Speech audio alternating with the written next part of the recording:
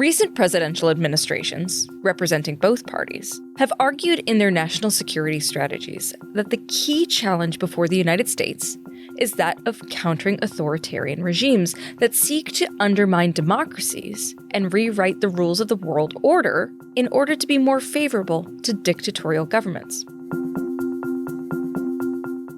Hi, I'm Kathleen McInnes, a senior fellow in the Defense and Security Department and director of the Smart Women, Smart Power initiative at the Center for Strategic and International Studies. And I'm here to talk about my recent brief written with Ben Jensen, Audrey Aldisart, and Alexis Day, Countering China and Russia, the Hidden Advantages of Women, Peace, and Security. In our brief, we first explored the gendered dimensions of authoritarianism and deterrence, and then discerned a number of specific ways that Women, Peace, and Security, or WPS, programs can be leveraged to give the Department of Defense strategic advantages in critical theaters. But please note, throughout our brief, we use this term gender, but it doesn't mean women. Rather, gender is actually a way to express and promulgate core notions of identity and power, who we are and how we relate to others at individual and structural levels.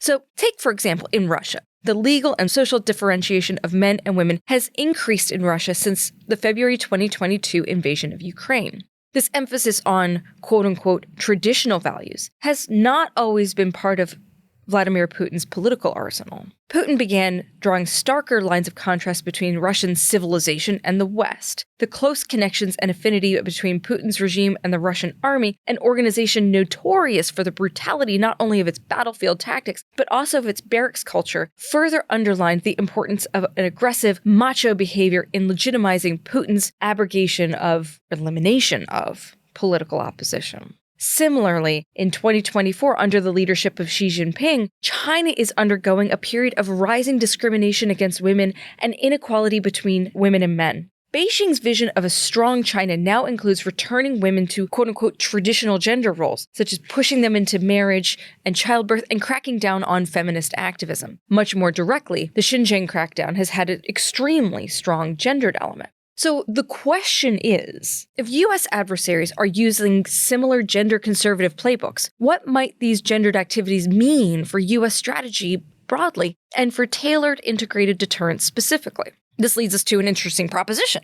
Might gender-related tools, and primarily those associated with the Women, Peace, and Security Toolkit, provide the United States and the Department of Defense with key vectors for tailoring its integrated deterrence strategies? If gender is a dimension of competition, which it does appear to be, Women, Peace, and Security tools then logically become a DoD strategic enabler that is a mechanism for more effective accomplishment of Department of Defense activities and priorities. So, for example, Women, Peace, and Security can be used as a flanking maneuver. China and Russia have both ceded this space by completely ignoring Women, Peace, and Security initiatives and by deprioritizing women within their societies. Therefore, Women, Peace, and Security can be used as a mechanism to expand this competitive space that they have entirely ceded to us by representing unique opportunities to interact with and engage with partner and allied nations in a theater, again, that is entirely absent our adversaries' participation. The central challenge before the Department of Defense and the U.S. government more broadly is to better tailor its deterrent strategies through more creative employment of military ways and means. And this brief begins to bring new opportunities and solutions to light. To read the full brief, Countering China and Russia, the Hidden Advantages of Women, Peace, and Security, please visit csis.org.